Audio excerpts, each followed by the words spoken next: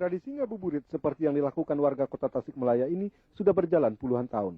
Banyak anak-anak menikmati sosialisasi semacam ini dengan cara yang hampir sama setelah mereka lelah bermain, bernyanyi, ataupun berolahraga. Mereka kemudian berbelanja makanan ringan untuk berbuka puasa. Banyak juga di antara mereka menggunakan waktunya dengan membaca buku sewaan seharga 50-100 rupiah.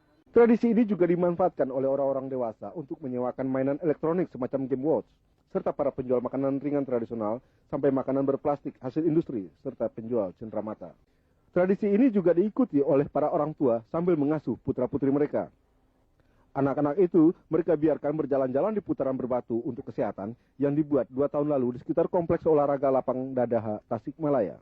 Ada juga di antara anak-anak itu yang naik delman sewaan dengan membayar ongkos 200 atau 300 rupiah per orang untuk sekali jalan. Demikian koresponden RCTI SCTV Eryadi Budiman melaporkan dari Kotif Tasikmalaya, Jawa Barat.